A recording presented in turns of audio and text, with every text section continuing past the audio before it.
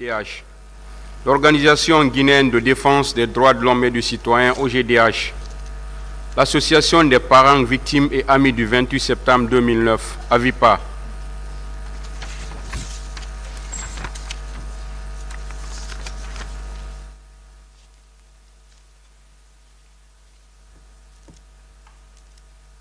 l'affaire avait été renvoyée à la date d'aujourd'hui pour que les partis qui veulent faire des observations ou qui souhaitent faire des observations sur les supports audiovisuels qu'on a regardés et écoutés la semaine passée. Voilà, donc bon, avant de commencer, je voudrais attirer l'attention tout un chacun que vraiment, il faut qu'on évite les redites.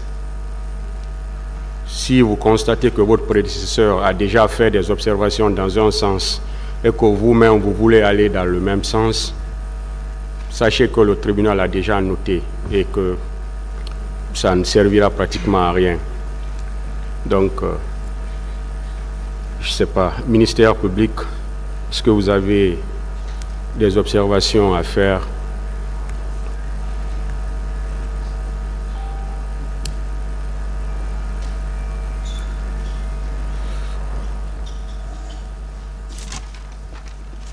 Merci, Monsieur le Président, Messieurs les assesseurs.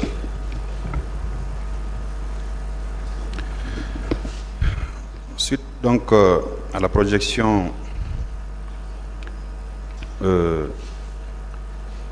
la clé qui était venue avec le dossier, donc du support audiovisuel, nous avons des observations, nous avons relevé des observations que nous voulons porter à votre attention.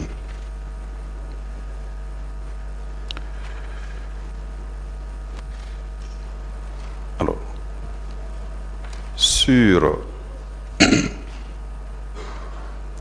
je vais commencer par la notion de viol. Il vous souviendra, Monsieur le Président, Messieurs les assesseurs, que sur l'une des vidéos, on voyait complètement des femmes dénudées.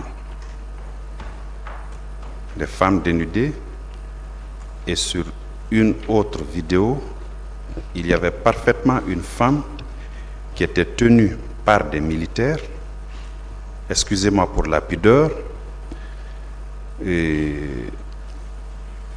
tout portait à croire qu'on tentait de la violer parce que ses fesses étaient complètement nues et un des militaires tenait un pied, un second tenait un autre.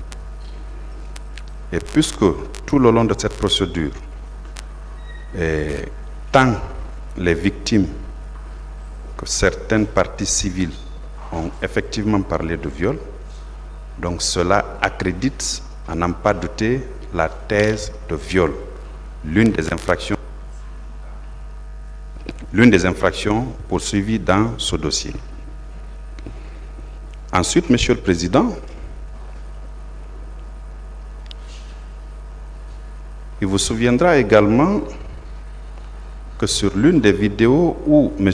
Moussa Tchebro Camara apparaissait, il a toujours été dit ici qu'il n'avait qu'un seul garde de corps, un béret rouge. Cela a été vu par tout le monde ici, et à la fois qu'il y avait des bérets rouges derrière lui. On en a vu tout au moins 2. Donc cela bat en brèche la déclaration de M. Moussa Tchebro à la barre du tribunal ici, tendant à dire qu'il n'avait qu'un seul garde de corps, béret rouge, et que c'est seul ce dernier qui était avec lui. C'était visible, ça n'a pas été vu uniquement par le ministère public, ça a été vu par tous. Aussi, Monsieur le Président, il y avait la présence des hommes qui étaient vêtus de body noir. On en a parlé de long à large ici, et ce sont eux qui se sont livrés à plusieurs exactions.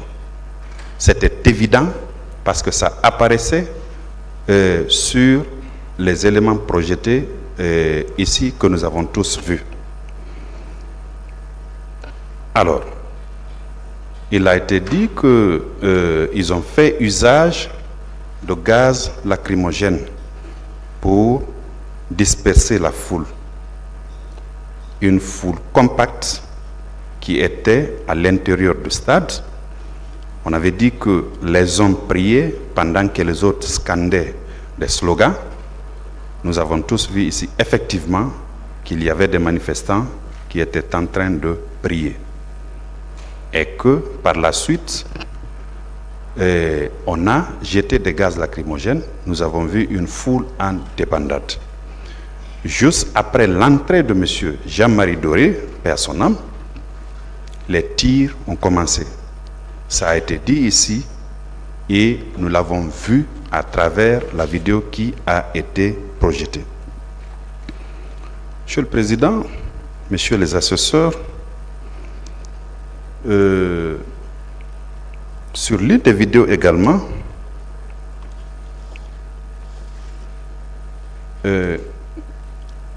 sur les éléments audio, j'allais dire, M.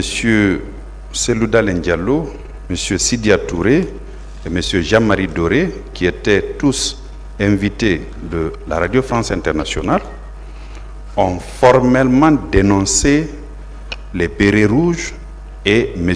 Aboubakar Diakité Toumba comme étant ceux-là qui ont fait les exactions au niveau du stade du 28 septembre.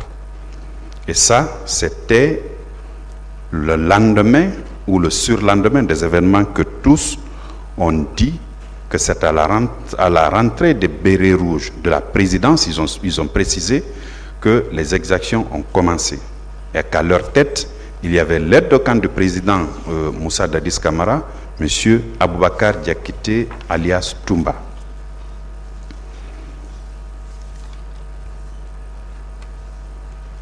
Monsieur le Président, il y a également sur un élément audio où on faisait état du rapport produit par le ministre de la Santé, M. Abdoulaye Chérif Diaby, ministre de la Santé au moment des faits, qui indiquait qu'au total, il y a eu 57 morts, 4 par balle perdue et 53 par bousculade. Et ce, sans avoir reçu le moindre rapport provenant de ceux-là qui sont habilités à le faire. Une façon, à n'en pas douter, à minimiser les exactions des forces de l'ordre qui se sont infiltrées dans le stade où les manifestants étaient sans armes. Cette déclaration a été reprise par M. Moussa Dadis Camara, l'un des accusés, qui a indiqué effectivement que parmi les morts, d'après le récit qu'on lui a fait, il y en avait 57. Donc 4 par balle perdue, je me demande ce qu'ils appellent balle perdue, et 53 qui étaient par des bousculades. Donc ces éléments-là, à nos yeux, sont de nature à minimiser non seulement les exactions qui s'y sont faites, mais aussi à dédouaner tant soit peu les agents des forces de l'ordre.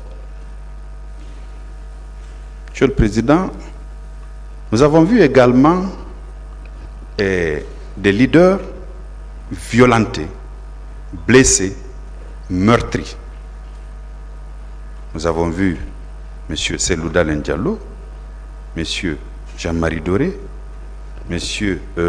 Sidia Touré, pour ne citer que ceux-là.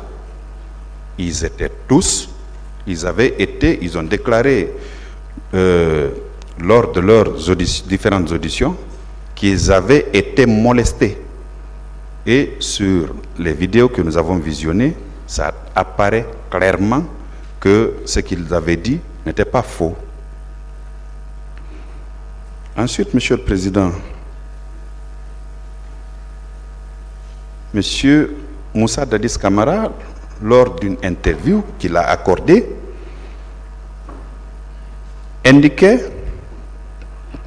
faisait un parallèle entre les exactions des forces de l'ordre et ce qui s'est passé en 2007. il disait qu'on se focalise sur les événements du 28 septembre, alors que les mêmes forces de l'ordre avaient fait des exactions en 2007. Donc c'était une manière, encore une fois, de minimiser ce que les agents des forces de l'ordre ont fait, et une manière de ne pas se désolidariser de ces différentes exactions.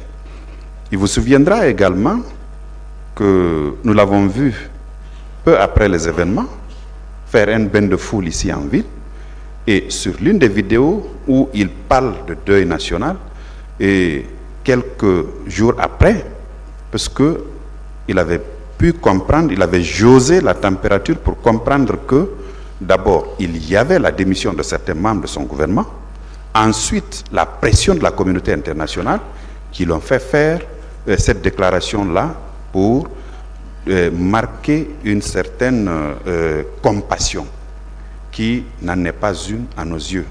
Parce qu'au préalable, il s'était livré à un bain de foule, allant jusqu'à dire mettre toute cette responsabilité sur les leaders politiques qui ont appelé à une manifestation pacifique, et elle était pacifique parce que sur les vidéos projetées ici, nous n'avons vu aucun manifestant avec une arme ou ce qui en ressemble. Donc, Monsieur le Président, je passe la parole à mon collègue pour qu'il puisse terminer. Je vous remercie. Merci bien, Monsieur le Président. Honorables assesseurs, merci beaucoup à mon prédécesseur qui a fait une analyse très éloquente de ce que nous avons eu à visionner ici et à écouter. Monsieur le Président, le parquet voulait vous remercier pour avoir autorisé ce visionnage public des vidéos et également l'écoute des audios. Parce que cette projection et également cette écoute, Monsieur le Président, nous ont permis de comprendre que tout ce qui a été dit ici par les accusés, certains accusés, par les parties civiles, par les témoins, Monsieur le Président, tout ce qui a été dit par ces différentes parties, Monsieur le Président, était de la vérité. Parmi ce qu'on a pu retenir, à la date du 28 septembre, pour la tenue du meeting a été proposée par M. Baouri. Il a été dit ici par l'accusé d'Addis que c'est le professeur Alpha Condé qui avait proposé cette date-là avant de se rendre aux États-Unis. Mais lorsque nous visionnons... Monsieur le procureur... Monsieur le Président, permettez. Voilà, s'il vous plaît. Je retire donc cela. S'il vous plaît. Oui. Vous avez la parole pour parler de ce qu'on a regardé ici, et sans faire de commentaires pratiquement, ou bien sans faire de rapprochement par rapport à ce qui a été dit ici par qui que ce soit. J'accepte. C'est tout simplement faire des observations sur ce qu'on a vu. Merci, Monsieur le Président. Et on se limite à ça. Merci, Monsieur le Président. Parce que là, je rappelle que ce n'est qu'une pièce du dossier. Le tribunal pouvait attendre jusqu'au moment des plaidoiries et des réquisitions pour qu'on puisse discuter de tout ça. Mais c'est tout simplement pour ne pas... on a regardé quelque chose, on a pris tout notre temps, on l'a regardé ensemble, on l'a écouté ensemble. C'est pour tout simplement donner la parole pour qu'on puisse faire quelques observations. N'oubliez pas qu'on a tous regardé ensemble. Le tribunal a fait des prises de notes et au moment opportun, le tribunal va tirer toutes les conséquences.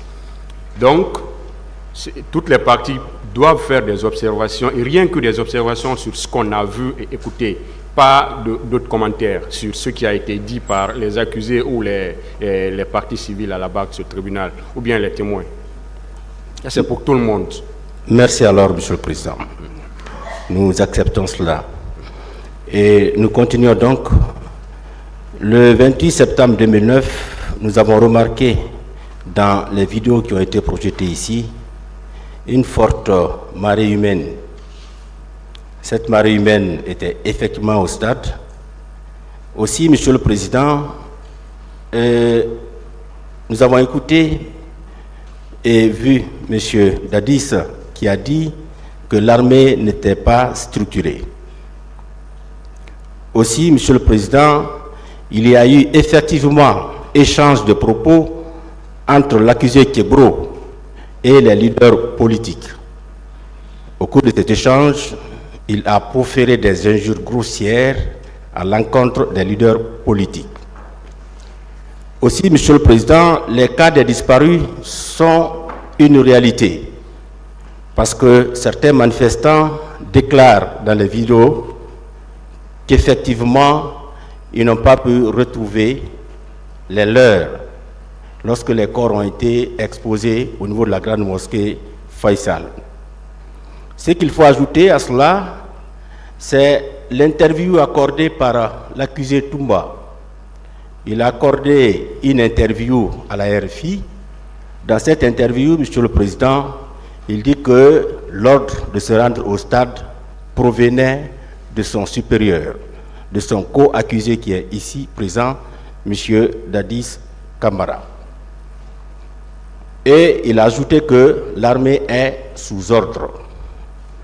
Aussi, Monsieur le Président, on entend le chef d'état-major général des armées qui affirme que c'est seulement la police et la gendarmerie qui devraient maintenir l'ordre public.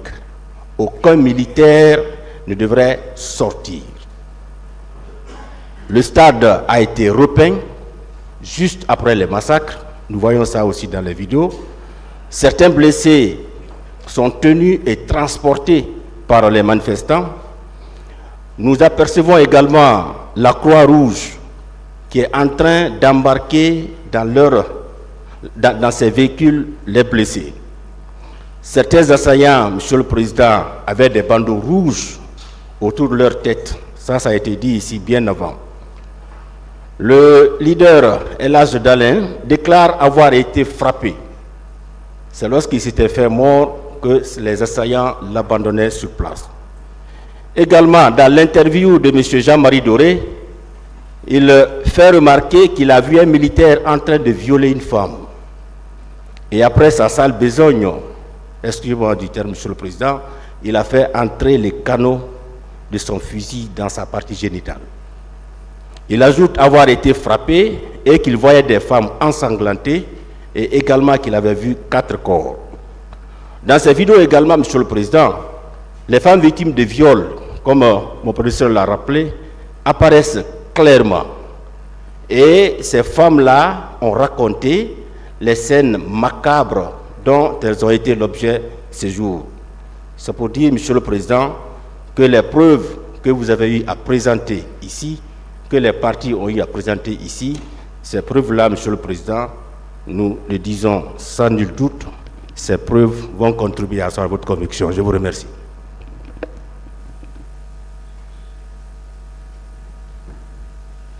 Vous avez fini? Oui. Partie civile. Président, honorable assesseur, je vais faire quelques observations à la suite donc du ministère public. Ces observations concerneront le colonel Tchebourou, le colonel Claude Pivi. En ce qui concerne le colonel Tchebourou, nous avons entendu dans un audio du reportage de Amadou Diallo de la BBC, parlant justement de l'échange, de l'appel que le président Dadis a effectué à l'endroit de M. Sidia Touré. Il a dit, et on a entendu clairement, quand il discutait avec le président Sidia, il dit, quand vous l'appeliez, quand le président Sidia a dit, il a appelé à 1h du matin, il dit non, j'étais assis, j'étais là. Cela prouve qu'il était assis au moment où on appelait. Ça, c'est la première observation. On l'entend clairement et on distingue très clairement sa voix. Ensuite, nous avons vu dans les vidéos l'expression du visage du colonel Tchebourou. Ça aussi, je pense que c'est quelque chose qui est important de noter. En ce qui concerne le colonel Claude Pivy, dans une des vidéos de France 24, nous apercevons effectivement le colonel Claude Pivy dans une tenue civile, entouré de bérets rouges, qui agressait un manifestant. C'est sur l'axe Le Prince, la route Le Prince, un manifestant désarmé qui était agressé par des bérets rouges en présence du colonel Claude Pivy dans une voiture. Il était en civil. Ça également, nous l'avons aperçu. Et enfin, Monsieur le Président, dans la première vidéo concernant au moment où les manifestants se ruaient et rentraient à l'intérieur du stade, nous avons aperçu un car. Parce que tout au long des débats, les victimes et plusieurs témoins ont affirmé qu'au moment des faits, deux cars ont transporté des manifestants au stade. Et ce car-là, nous l'apercevons furtivement dans une des vidéos. Je vous remercie, Monsieur le Président. Merci, Monsieur le Président, honorable assesseur. Je vais vous faire lecture des différentes remarques que j'ai faites.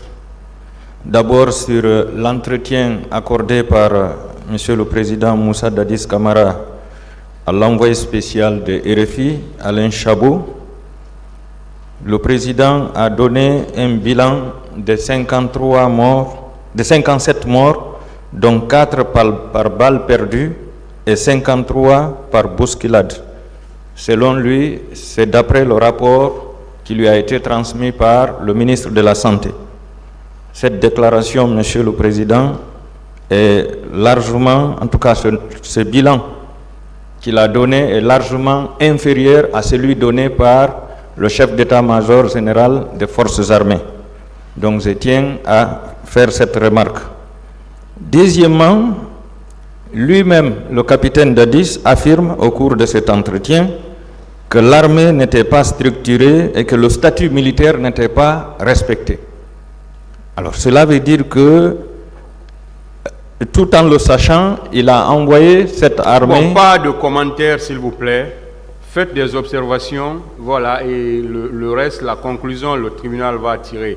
D'accord. Voilà, des observations sur ce que vous avez vu et entendu. D'accord, vous allez tirer les conséquences. J'ai entendu également du capitaine, il disait que les militaires sont partis et il y a eu accrochage avec les civils. Là également, vous tirerez les conséquences puisque on se demande pourquoi la présence des militaires dans une manifestation. Les observations, s'il vous plaît. Je continue, Monsieur le Président. Vous avez vu vos prédécesseurs. Pas besoin d'intervenir à tout moment pour vous rappeler à l'ordre. D'accord. Je viens à l'entretien avec Télésud entre le capitaine et les journalistes Alain Emis Bill et Alpha Bari. Il déclarait: j'ai eu la chance, en 8 mois, cette armée m'obéit. Vous tirerez les conséquences, Monsieur le Président. À partir de l'instant où les manifestants ont saccagé le commissariat et se sont saisis des armes, tout était possible. La présence de l'armée a été fatale. Il ajoute: après qu'on m'ait empêché d'y aller, je suis resté au bureau et je m'y attendais à quelque chose. Vous tirerez les conséquences aussi. Le soldat ne peut pas détenir une arme sans l'autorisation de son supérieur hiérarchique. Le peuple là, on dirait que c'est un peuple qui est bête. Je continue, Monsieur le Président.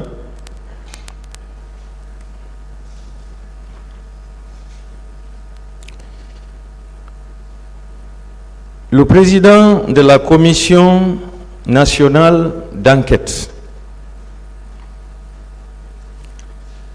en déclarant, si on peut, il a déclaré, en posant une question, est-ce qu'on peut démontrer un viol après 1 mois? Monsieur le Président, comme vous m'avez empêché de faire des commentaires, vous tirerez les conséquences. Il ajoute également qu'il ne connaît pas le nombre de militaires envoyés au stade pour le maintien d'ordre. Vous tirerez les conséquences également.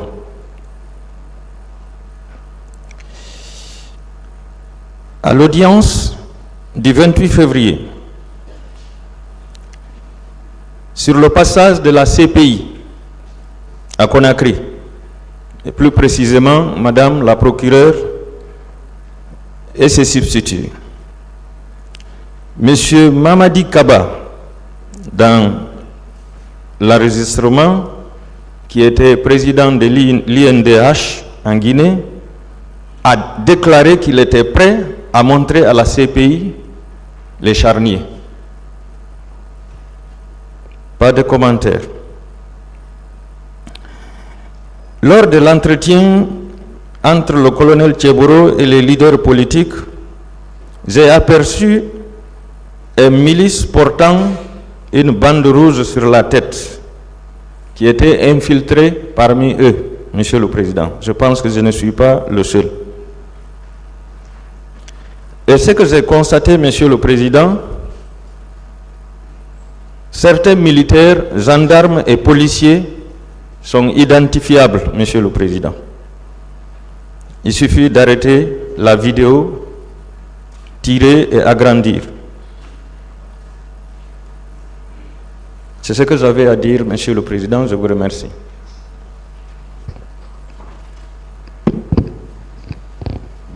Et je vous remercie, Monsieur le Président, Messieurs les assesseurs. Moi, je suis très réconforté après ces images, vidéo et audio, parce que nous avons vu des victimes en masse, des forces de défense et sécurité en masse, ce qui prouve éloquemment, après tout ce qu'on a vu ici, que ce sont incontestablement, à mon avis, des crimes contre l'humanité, et je vous remercie. Merci, merci Monsieur le Président. Ce qui est frappant dans ce que nous avons vu, c'est surtout le caractère pacifique de la foule, contrairement à ce qui se disait. Deuxième point, le rapport de la Commission nationale d'enquête étant une pièce de cette procédure, vous remarquerez que les commissaires eux-mêmes disaient n'avoir pas le moyen de police ou autre, et certains d'entre eux ne mesuraient pas l'ampleur des massacres. Donc c'est des éléments sur lesquels nous vous inviterons à tirer des conclusions. Je vous remercie. Merci, Monsieur le Président, Messieurs les assesseurs. Après les vidéos et les audios que nous avons visionnés et entendus, je fais remarquer 2 à 3 points seulement. Par rapport aux vidéos, nous avons compris, suite à la rencontre de M. Tcheboro et les leaders politiques, que tout ce qui s'est passé comme crime perpétré au stade a été réfléchi, mûri, donc c'est volontaire, ils l'ont fait sciemment. 1. Deuxièmement, quand nous avons entendu l'audio de M. Jean-Marie Doré, nous avons compris, Monsieur le Président, qu'un groupe d'hommes a été bien préparé, armé et introduit au stade pour procéder au massacre. D'où venait ce groupe? Le tribunal tirera les conséquences, ce sera à en savoir les raisons. Et troisièmement, suite aux audios et vidéos, nous nous sommes rendus compte qu'il est incontestable qu'il y a eu de disparus, qu'il y a eu un nombre important de personnes, de femmes et des hommes disparus. Et pour finir, Monsieur le Président, nous avons compris en grosso modo que ce qui s'est passé au stade du 28 septembre, c'est des événements indescriptibles, indescriptibles. On ne peut pas les décrire, tellement c'est ignoble, c'est barbare. Je vous remercie.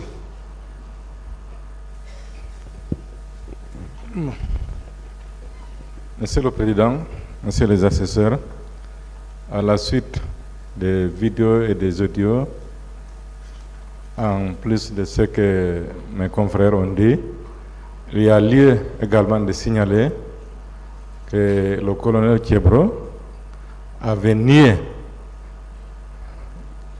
déclaré ici. Les vidéos, s'il vous plaît, pas sur ce qui a été dit à la barre de ce tribunal. C'est justement, je suis sur les vidéos. Allez-y avec les vidéos et les audios. Je suis sur les vidéos, Monsieur le Président. Allez-y. Voilà. Sur les vidéos, nous avons effectivement constaté que M. Thiebro était accompagné de bérets rouges. Ensuite, Monsieur le Président, quand nous entendons les déclarations à chaud et les interviews immédiatement après les événements, nous constatons un certain décalage avec certaines des positions qui ont eu lieu ici. Troisième, Monsieur le Président, nous constatons que ces vidéos et ces audios corroborent parfaitement avec l'accusation du parquet, parce que c'est des infractions qui ont été préparées. Pas de commentaires. Voilà, je vous remercie.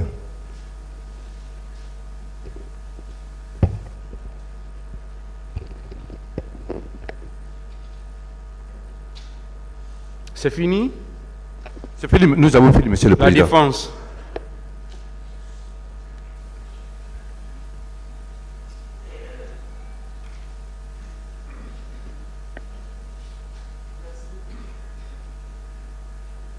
Merci, Monsieur le Président.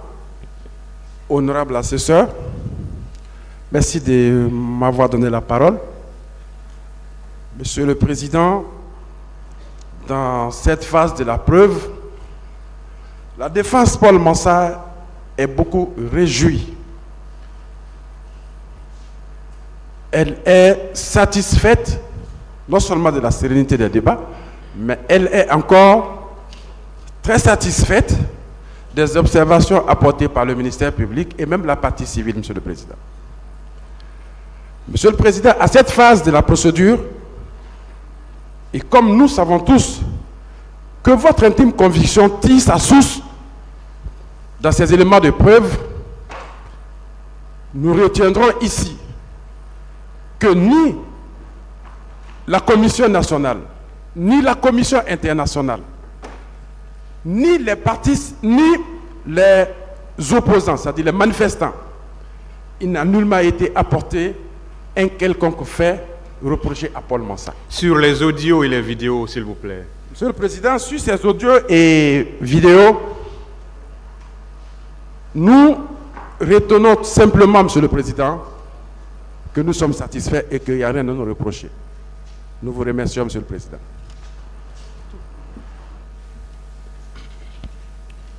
Monsieur le Président, mes observations vont s'articuler autour de 6 points. Le premier point, la défense du capitaine Moussa Dadis Camara observe qu'aucun support audiovisuel projeté ici ne soutient les termes de l'accusation à l'encontre du capitaine Moussa Dadis Camara. Le deuxième point, aucun support audiovisuel projeté ici n'est en contradiction avec les déclarations du capitaine Moussa Dadis Camara, tant à l'instruction préparatoire que par devant votre juridiction. Troisième point, les vidéos projetées ici, faisant allusion aux interviews du capitaine Moussa Dadis Camara, décrivent évidemment qu'il a hérité d'un lourd héritage de l'armée avec ses désordres. Le quatrième point, contrairement à ce qu'on a entendu ici, il ressort clairement sur la dernière vidéo qui a été projetée que le capitaine Moussa Dadis Camara a fait preuve de compassion à l'égard des victimes en déclarant 2 jours de deuil national, les 29 et 30 septembre 2009, en demandant aux religieux de prier pour le repos de l'âme des disparus. Et plus loin, il a manifesté sa volonté de faire appel à la communauté internationale. Vous verrez même sur la vidéo, il parle du président de l'ONU. Il dit clairement sur la vidéo avoir de son propre chef, sans avoir été contraint, fait appel au secrétaire général des Nations Unies pour mettre en place une commission d'enquête internationale qui devrait non seulement enquêter sur les événements du 22 janvier 2007, mais aussi les événements du 28 septembre 2009 et jours suivants. Sur cette vidéo, Monsieur le Président, vous voyez un homme abattu, très touché par la tournure qu'a pris les événements. La 5e observation porte sur la conférence de presse qui a été animée par les membres de la commission d'enquête nationale. Monsieur le Président, je dois dire que j'ai respecté ce rapport, mais après avoir entendu le contenu de ce point de presse, j'ai davantage renforcé ma conviction au sérieux qui a caractérisé ce travail. Monsieur le Président, honorable assesseur, vous allez convenir avec la défense du capitaine Moussa Dadis Camara que la méthodologie qui a été décrite par les membres de cette commission à l'occasion de ce point de presse est salutaire. Cette commission, à travers son président qui est un magistrat respecté et respectable, a aussi étayé les difficultés auxquelles les membres de la dite commission se sont heurtés à l'époque. Le temps pris pour les enquêtes et, Monsieur le Président, pour conclure sur ce point, la défense du capitaine estime que ce travail a été sérieusement mieux fait que... Pas de commentaires. Je vous remercie, Monsieur le Président. Je vais sur le dernier point, très rapidement, pour parler de ce qu'on a dit ici, parallèle entre les événements du 22 janvier 2007 et le 28 septembre 2009. Je l'avais abordé dans mon exorde. Monsieur le Président, je pense que on n'a pas bien cerné, et peut-être que chacun dans la préparation éventuelle de ces réquisitions ou plaidoiries pourra visionner ces audios, mais la défense du capitaine conteste le fait qu'on veut à tort l'incriminer parce qu'il aurait fait un parallèle entre les événements du 22 janvier. Pas de réponse, des observations. Je vous remercie, Monsieur le Président.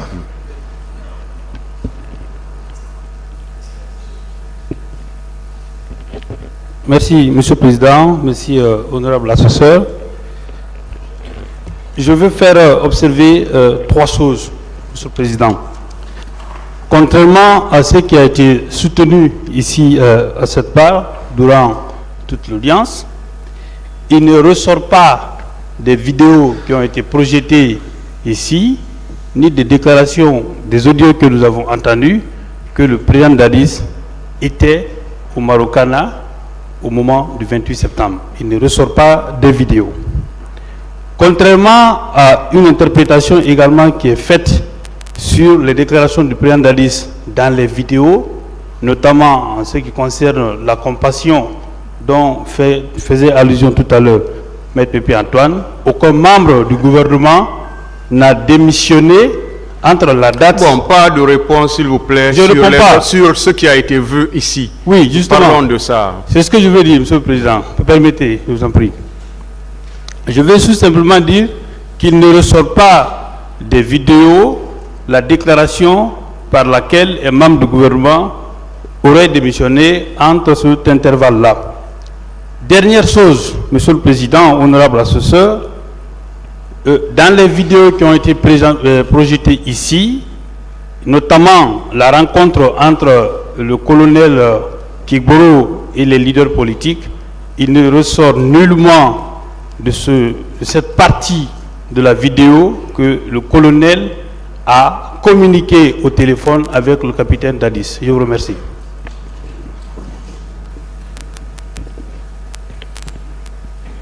Merci, Monsieur le Président. Honorable membre du tribunal, c'est avec une attention soutenue que la défense de colonel Moussa Tchebolo Camara a pris connaissance des supports audiovisuels et audio versés au dossier et ceux apportés par la partie civile. Au nom du droit, Monsieur le Président, de la personne poursuivie d'argumenter, nous estimons que ces éléments-là n'emporteront pas votre conviction. Sur les bérets rouges, on a tous vu, on a regardé, le colonel Moussa Tchebolo Camara est avec son garde du corps. Le chauffeur les a rejoints un moment et a rebroussé chemin. Ça, c'est dans les images. Voilà. Pas de commentaire. Et on parle de la présence des agents en body noir. Quels agents? Est-ce que ces agents ont été identifiés dans le Pas support? de commentaires, s'il vous plaît. Ces agents n'ont pas été identifiés. Calmez-vous, pas de commentaires. Merci, monsieur. Je sais que vous avez beaucoup à dire, mais vous aurez les plaidoiries pour ça. C'est pourquoi on aurait voulu faire les commentaires au même moment que les images passaient. Des menaces. On serait resté un an ici, si on devait le faire. Il ressort des vidéos projetées, Monsieur le Président, que le colonel Moussa Tchebolo Camara n'a pas proféré de menaces. C'est pourquoi, à ce niveau, on avait beaucoup de choses à dire. Comme vous le dites, on réserve ça pour nos plaidoiries. Mais nous aurions souhaité avoir une confrontation avec certaines personnes qui ont parlé de menaces à ce niveau-là. Nous avons une liste exhaustive. Et dans les supports, en visionnant ces supports, nous on craignait voir le colonel faire un mouvement de la tête ou un mouvement de la main comme ça pour dire c'est terminé. Mais on n'a pas vu ça dans les images, rien de tout ça. Voilà. On n'a pas vu le colonel s'entretenir dans les images au téléphone, parler au téléphone comme on l'a dit avec le président Dadis. Et de même, on aurait été très embarrassé si on avait vu dans les images là le colonel tenter de kidnapper et là c'est le Alain Diallo. Mais on n'a pas vu ça. Hein? Si on avait vu le colonel en train d'injurier, hein, de s'attaquer, de dire, par exemple, comme ça a été dit à M. Mokhtar Diallo, petit, cela, on n'a pas vu ça dans les images, Monsieur le Président. Donc, nous, on se demande si c'est ce qu'on appelle même pièce à conviction. On ne le croit pas. Et des injures à l'égard, ce qu'on a vu, qu'on a tous vu, à l'égard d'hommes militants, et pas d'injures à l'égard des leaders. C'est ce qu'on a vu dans les vidéos ici, Monsieur le Président. Et en tout état de cause, il n'est pas renvoyé pour injure. Et les échanges au téléphone, on a dit qu'on a entendu dans un élément sonore, mais le Thibault est passé ici. M. Thibault a été très clair sur ces échanges-là, c'est lui qui était là. Voilà. Et en tout état de cause, Monsieur le Président, on vous dit que ce sont des pièces à conviction, ce sont des preuves. Mais les images et les audios n'apportent pas la preuve de la commission des infractions reprochées au colonel Moussa Tchebolo Camara. Je vous remercie, Monsieur le Président.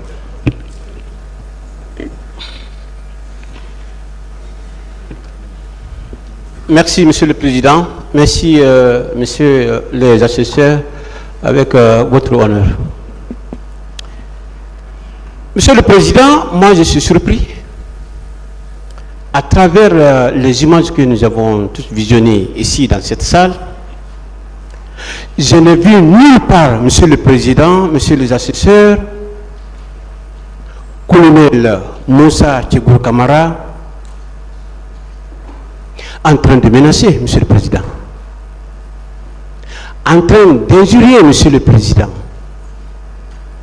en train de tirer sur un manifestant, Monsieur le Président. nous on pensait voir sur les images colonel Moussa Tchegoro Camara en train de tirer, Monsieur le Président, sur les manifestants.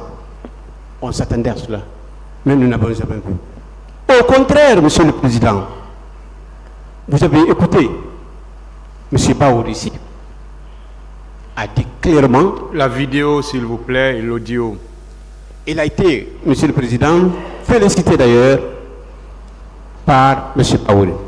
Et vous avez également écouté le président de la commission, Monsieur le Président, qui a également félicité le colonel Moussa Tchegoro Camara.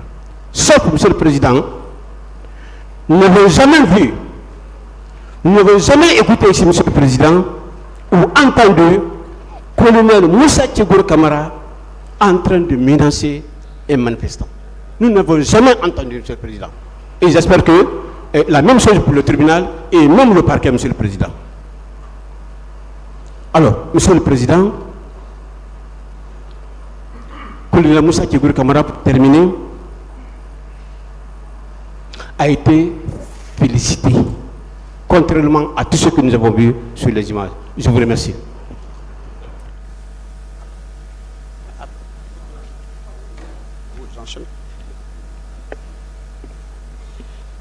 Merci bien, Monsieur le Président.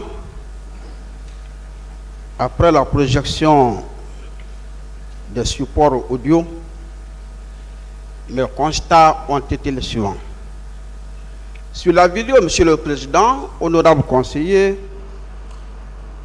la défense du colonel Tchegoro, nous avons vu un ministre dans sa peau d'agent de sécurité applaudir par les manifestants avec leurs deux mains. Monsieur le Président, également, un entretien enthousiaste entre lui et les leaders, dont Sidia. Au niveau des audios, Monsieur le Président, honorable conseiller, nous avons entendu dire, Père à son âme, feu Jean-Marie Doré, dire que c'est lui, colonel Tchegoro, qui lui a sauvé lorsque deux belous rouges tentaient de l'éliminer. Encore, le général Badé, Monsieur le Président, a écouté les audios, alors chef d'état-major général des armes et de la gendarmerie nationale a dit que les agents des services spéciaux étaient souvent présents quand il y a un mouvement de foule, qu'ils sont sollicités. Monsieur le Président, Monsieur Baouri également, dans l'audio dit qu'il doit sa vie sauve grâce au colonel Tchegoro. Qu'il soit vidéo ou audio, Monsieur le Président, nous réservons les commentaires pour les plaidoiries à venir. Nous vous remercions.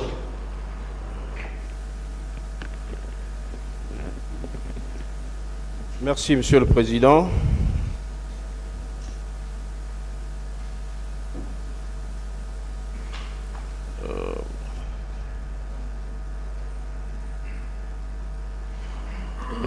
Alors, Monsieur le Président, honorables assesseurs, j'ai 4 points que j'ai relevés au cours de cette série de projections. J'ai tout d'abord constaté, Monsieur le Président, que la qualité de certains audios était difficilement appréciable. Ça, c'est le premier point, parce qu'il fallait fournir assez d'efforts, Monsieur le Président, pour comprendre les mots qui étaient articulés dans certains audios. Ça, c'est le premier point. Ensuite, Monsieur le Président, quant aux vidéos,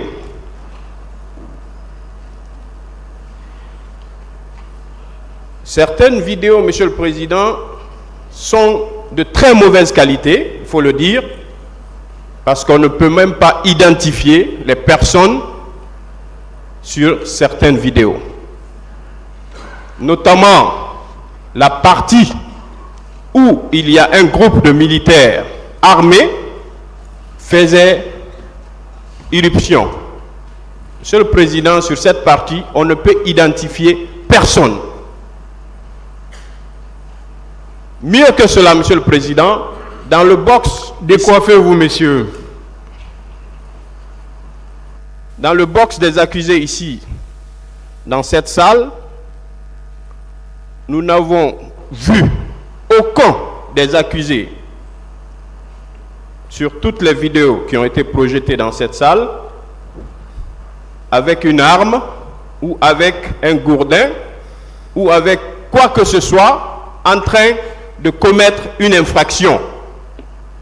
Les infractions en tout cas qui sont poursuivies devant votre auguste juridiction. Mieux, Monsieur le Président, honorables assesseurs,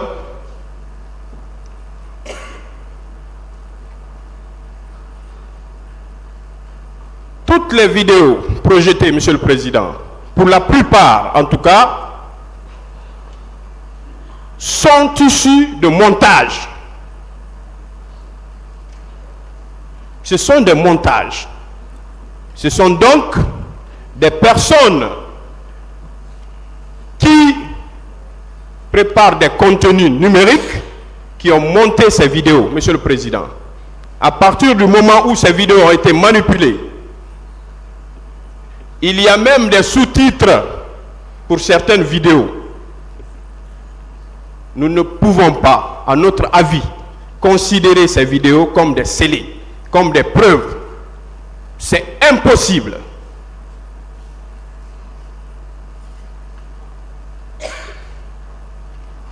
Nous avons même vu des reportages de télévision étrangère qu'on a projetés dans cette salle, Monsieur le Président. Alors, pour ne pas, puisque vous l'avez dit qu'il s'agit simplement d'apprécier, de faire des observations sur les vidéos, donc voici les observations que j'avais à faire à propos et des audios et des vidéos qui ont été projetées dans cette salle. Je vous remercie.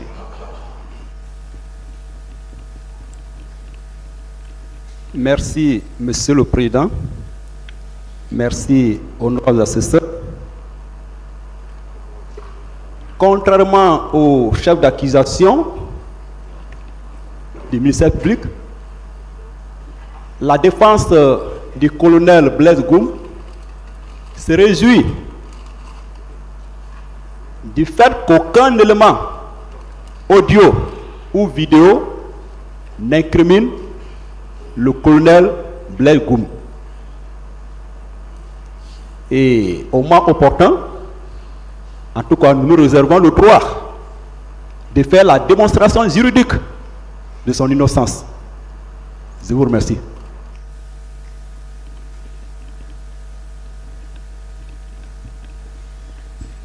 Ma remarque est très simple, c'est que en visionnant des images et à la suite des audios, je ne vois pas un élément de l'armée régulière identifié en train de commettre des exactions. Toumba, ici, tout le monde a regardé Aboubakar Diakité du Toumba. Moi, je ne l'ai pas vu en train de violenter. Voilà mon observation. Et que il y a des infiltrés, des hommes autres que l'armée régulière. Donc, s'il faut rester dans l'esprit de l'article 497, je voudrais qu'il y ait vraiment une identification certaine, précise. Voilà ce que j'ai observé, Monsieur le Président. On en a l'assesseur.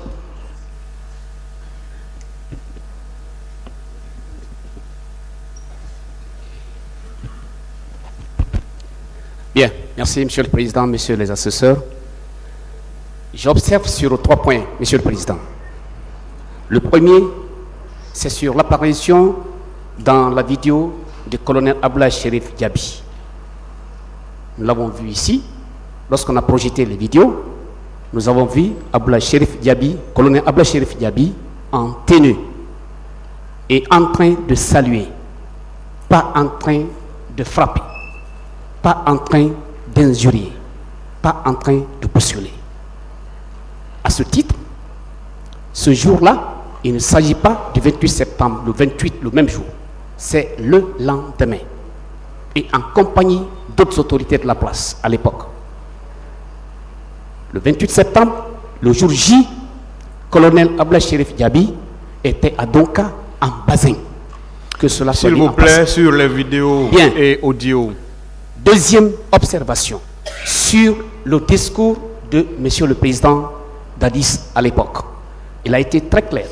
Il a précisé que il y a eu, n'est-ce pas, un rapport du ministère de la Santé et de la Croix-Rouge, contrairement à ce que le parquet a évoqué tout à l'heure, pour dire qu'il s'agit d'un rapport du ministère de la Santé, pas le ministère de la Santé seul, c'est en commun accord avec la Croix-Rouge.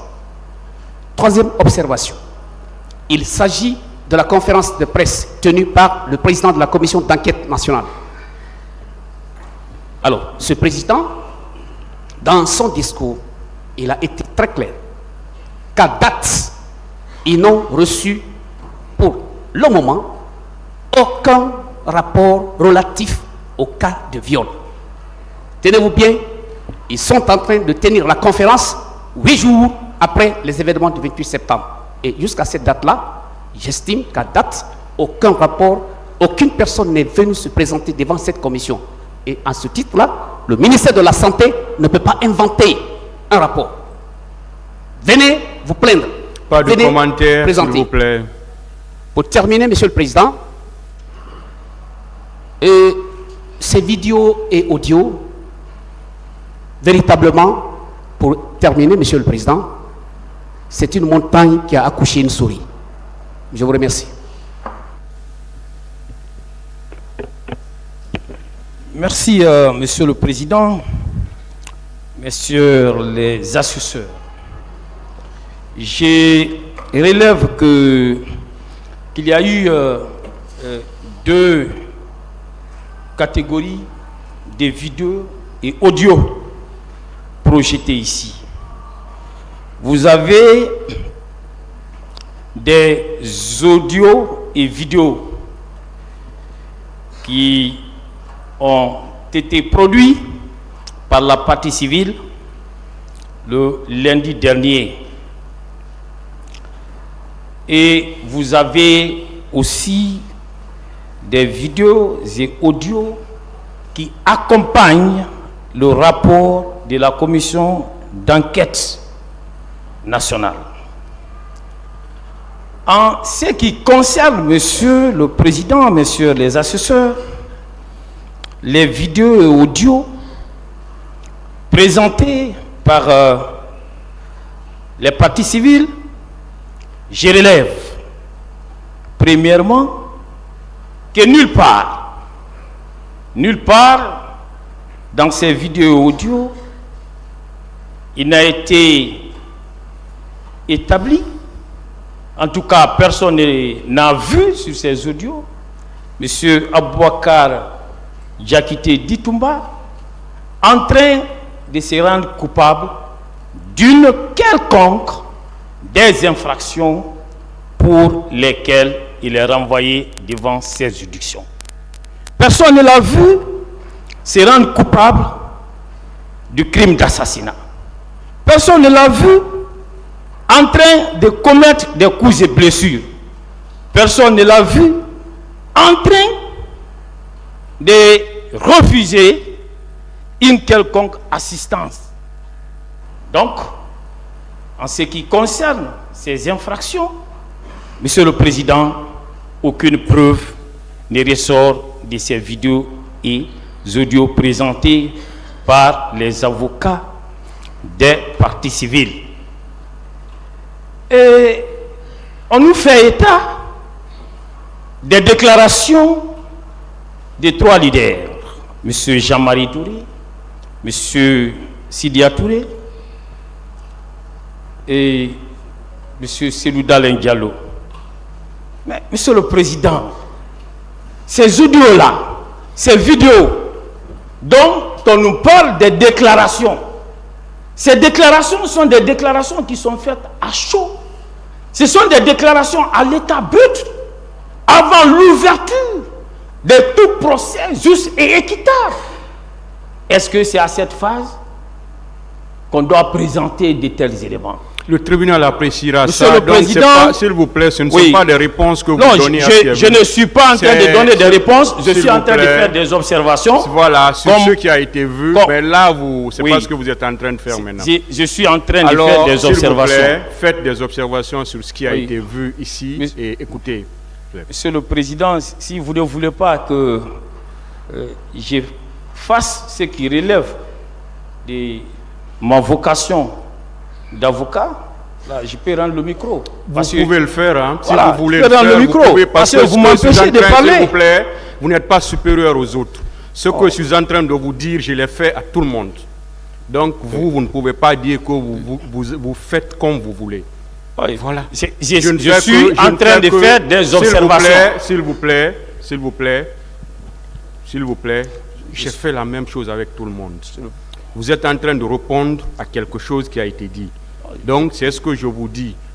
Vous avez la parole pour faire des observations. Je l'ai fait au ministère public, je l'ai fait à certains avocats de la partie civile, j'ai fait à certains avocats de la défense. Donc, si vous prenez la parole, c'est pour faire des observations sur ce que vous avez vu ici et ce que vous avez écouté ici. Ou bien seul, parce que vous avez reçu la clé. Je disais que ces déclarations-là précèdent les enquêtes qui ont été menées. Vous n'avez pas, s'il vous plaît, vous n'avez pas à commenter ce qui a été dit par certains. C'est un constat que je suis en train de faire. S'il vous plaît, c'est des commentaires que vous êtes en train de faire. Ce n'est pas un commentaire, c'est un constat. Je relève, je constate que ces déclarations, à les entendre, précèdent les enquêtes. Ces déclarations, à les entendre, précèdent l'information judiciaire qui a été ouverte. Ces déclarations, à les entendre, vous êtes en train de faire, s'il vous plaît, précèdent l'instruction définitive qui a eu lieu ici, Monsieur le Président. Il faut qu'on se comprenne. Hein. Non, moi, c'est un constat. Il faut qu'on se comprenne, s'il vous plaît. Alors là, une fois de plus, il faut qu'on se comprenne. Il faut qu'on se comprenne. Hein. Voilà. Il faut qu'on se comprenne. Vous n'avez pas à faire des commentaires de ce qui a été dit par les uns ou par les autres. C'est au tribunal d'apprécier. Ce n'est pas à vous de le faire. Vous avez la parole pour faire des observations sur ce qui a été vu ici et écouté. Je termine, une fois de plus. Je termine avec la première partie de mes observations. Alors, ces vidéos et audios sont des éléments qui ont précédé l'ouverture même de toute enquête dans cette affaire. Je poursuis. Et le second volet de mon intervention porte sur les vidéos et audios qui accompagnent le rapport de la commission d'enquête.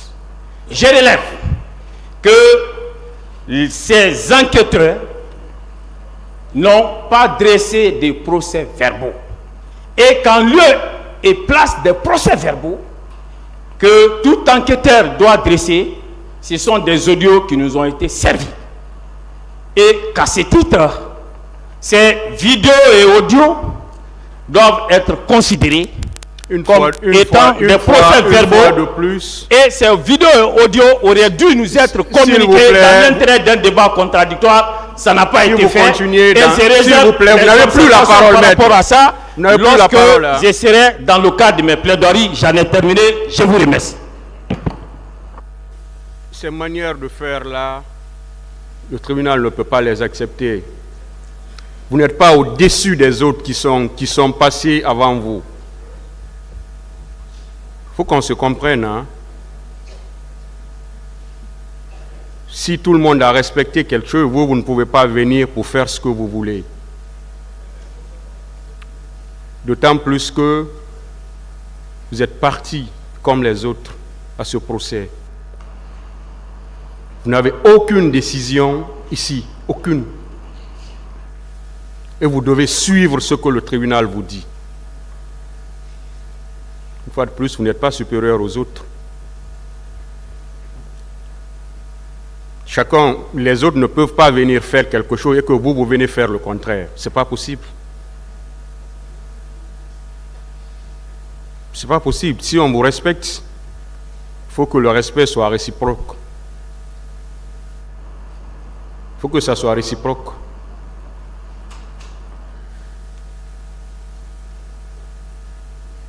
Quelqu'un d'autre?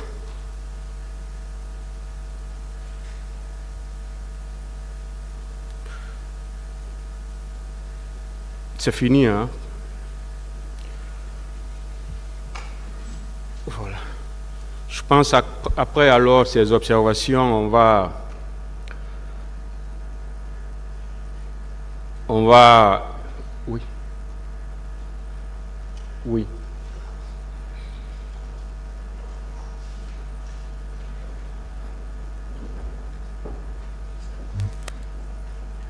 Merci, Monsieur le Président. Honorables assesseurs, le parquet a une réquisition à vous présenter. C'est une réquisition écrite. Avec votre permission, nous allons procéder au partage entre les parties et vous allez nous accorder 2 à 3 minutes de commentaires, s'il vous plaît.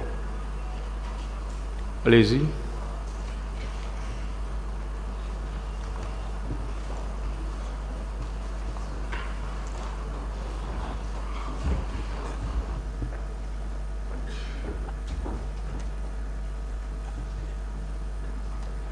Partager entre... Ce sont des pièces, s'il vous plaît. Oui. La réquisition en question. Voilà. Monsieur, interprète, venez. Ça, c'est l'original.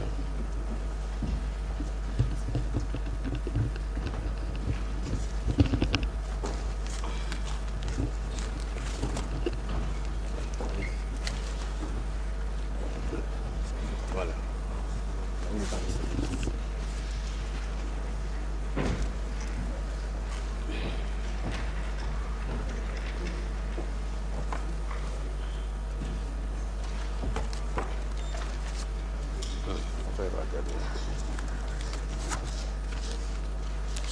Le tribunal n'a pas reçu encore. Oui, vous avez l'original ici.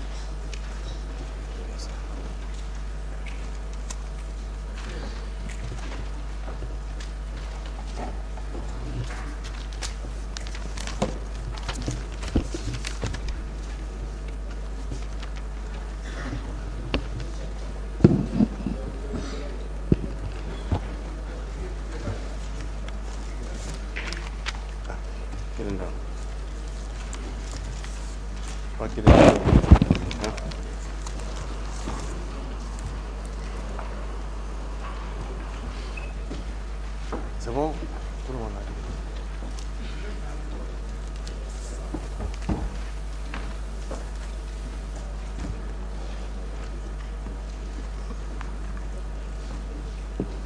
dit. Est-ce que tout le monde a reçu? Oui, allez-y, monsieur le procureur. Bien, merci, Monsieur le Président. Vous remarquerez qu'il s'agit d'une réquisition aux fins de requalification des faits. Depuis le début de ce procès, nous avons entendu ici des accusés. Nous avons entendu des parties civiles. Nous avons entendu des témoins. Aussi, Monsieur le Président, il est versé au dossier de la procédure un certain nombre de pièces, notamment les certificats et rapports médicaux, ainsi que des prises de vue. Après donc toute analyse, Monsieur le Président, le ministère public, qui est la partie principale, qui est la partie poursuivante, a estimé qu'il est nécessaire de procéder à une requalification des faits. Et Et selon la procédure pénale, il y a un moment pour demander la réqualification. La réqualification doit être demandée au cours des débats parce que tout simplement, il faut que l'accusé ou le prévenu ait le temps de se défendre. Parce que des questions allant dans le sens de la réqualification vont lui être posées. Il faut qu'il donne des réponses qui soient consignées dans le primitif. C'est pourquoi, Monsieur le Président, en application de l'article 405 du Code de procédure pénale. Monsieur le Président, qu'on ne coupe pas surtout. Surtout, Monsieur le Président, nous avons la parole. Qu'on nous laisse finir. Oui. Est-ce que vous avez reçu le document? Bien, à peine de recevoir, nous voulons... Alors attendez, alors, vous aurez le temps de parler. Allez-y, monsieur. Qu'on nous laisse finir surtout. Alors, Monsieur le Président, sous la barre de l'article 405 du Code de procédure pénale, et cet article dispose: le ministère public prend au nom de la loi toutes les réquisitions qu'il juge utiles. Le tribunal est tenu de lui en donner acte et d'en délibérer. Les réquisitions du ministère public prises dans le cours des débats sont mentionnées par le greffier sous son primitif. Toutes les décisions auxquelles elles ont donné lieu sont signées par le président et par le greffier. Monsieur le Président, nous venons de produire une réquisition écrite et cette réquisition, on va vous lire tout simplement la dernière partie. Le ministère public requiert qu'il vous plaise requalifier les faits de meurtre, assassinat, torture, enlèvement, séquestration, coups, blessures et violences volontaires, pillage de marchandises, de biens mobiliers et d'incendies volontaires de magasins, conteneurs et de leur contenu, vol à main armée, également entrave aux mesures d'assistance et de l'omission de porter secours, détention illicite de matériel de guerre de première catégorie, viol et complicité. Ces infractions qui sont prévues et punies par les articles 19, 20, 206, 208, 303, 304, 305, 306, alinéa 11, 12, 13, 232, 233, 234, 1, 5, 6, alinéa 239, 240, 241, 242, 268, 269, 514, 515, 510, 373, 381, 382, 297, 298, 848.3 et 849 du Code pénal. Requalifier donc ces faits en ceux de crimes contre l'humanité et autres formes de responsabilité pénale contenues dans la disposition des articles 194, 195, 196, 197, 198, 199 du Code pénal, 7, 25, 27, 28, 29 et 30 du statut de Rome de la Cour pénale internationale du 17 juillet 1998 a précisé que ce statut-là a été ratifié par la République de Guinée à travers la loi L25 du 20 décembre 2002. En le faisant, Monsieur le Président, vous n'aurez que dire le droit. Je vous remercie pour votre attention. La partie civile.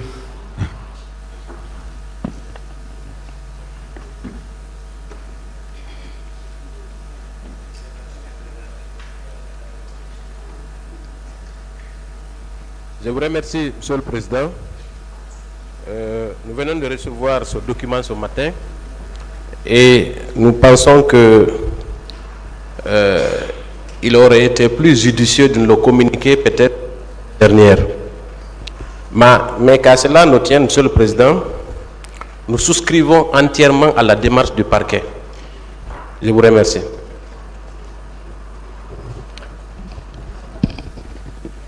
Merci, Monsieur le Président. Pour notre part également, nous souscrivons à cette demande de réqualification. Il vous souviendra que nous avions déjà fait une demande en ce sens et que vous aviez jugé utile de répondre plus tard au cours de la procédure. Donc nous estimons bel et bien que ce sont des crimes contre l'humanité. Nous vous remercions. La défense. Alors, merci, Monsieur le Président. Merci, honorable assesseur. Vous venez de constater que la défense vient de recevoir ces réquisitions du ministère public qui demande une requalification des faits pour lesquels nos clients sont poursuivis après un an de débat. Monsieur le Président, nous n'avons pas fondamentalement les mêmes intérêts que la partie civile. Nous défendons des personnes qui sont poursuivies pour des faits assez graves et pour lesquels une meilleure organisation de la défense est absolument nécessaire. C'est pour cela, Monsieur le Président, que la défense, à l'unanimité, Monsieur le Président, demande un renvoi de cette affaire à 2 semaines pour nous permettre, comme l'a fait le ministère public, de vous présenter des conclusions écrites en réplique aux réquisitions aux fins de requalification présentées par le ministère public.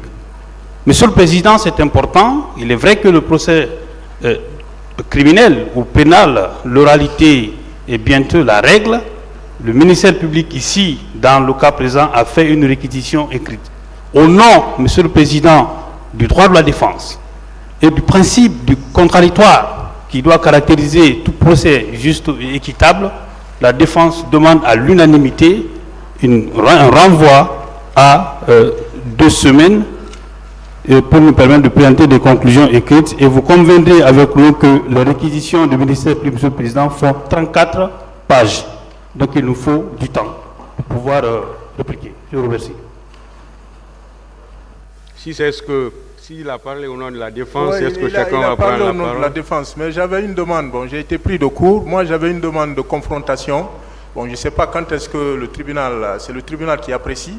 Mais avant de toute façon, il y a, parce qu'on voulait, on en venait aux confrontations. Voilà que le ministère public a surpris tout le monde. Voilà, Donc, justement. Parce que moi, je disais qu'on passait à la phase. C'était pour aller à cette phase-là. Voilà. C'est ma préoccupation. Donc c'est sur la nouvelle demande maintenant qui vient. Oui, non, nous sommes d'avis, le renvoi à 2 semaines pour passer. Il y a beaucoup de dispositions. Voilà, vous voyez, ils viennent de lire là. Voilà, il faut qu'on dépose des conclusions bien avisées là. Merci. Sur le temps de renvoi,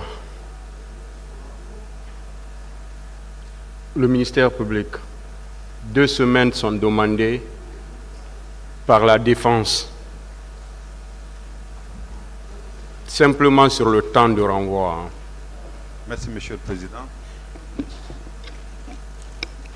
Parce que c'est uniquement sur le temps de renvoi, nous estimons que 1 semaine est tout à fait raisonnable pour toute la défense de vous produire des conclusions écrites qu'ils entendent faire valoir devant votre juridiction, Monsieur le Président, par rapport à la requalification des faits que nous vous avons proposés. Je vous remercie.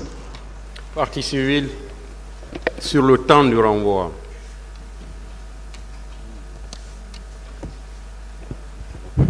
Monsieur le Président, nous, partie civile, nous estimons que les 2 semaines, c'est juste raisonnable par rapport aux réquisitions écrites que le parquet vient de nous soumettre.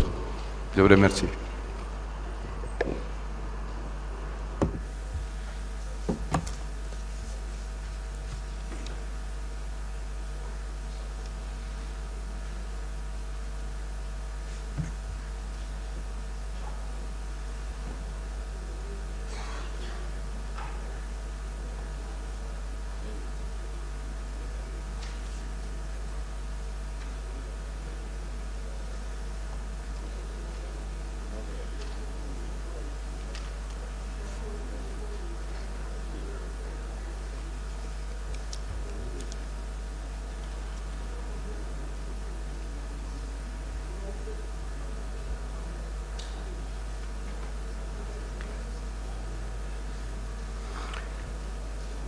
comme vous l'avez dit, on est d'accord sur le fait que tout le monde veut écrire.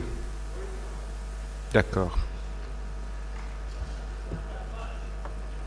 Vous n'avez pas besoin d'écrire 34 pages. Ou bien vous voulez écrire plus? Oui, vous voulez écrire plus. Le tribunal a assez à lire. Si chacun écrit 100 pages encore,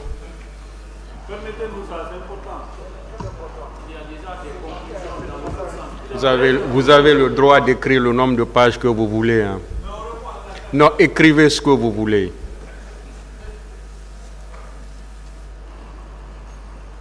Et soyez rassurés qu'on lira tout.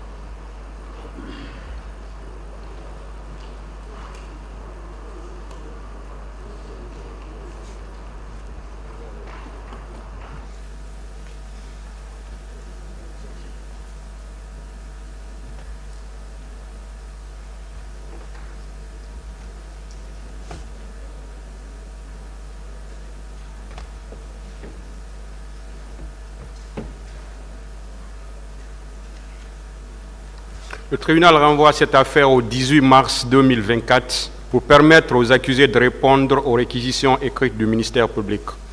L'audience est levée.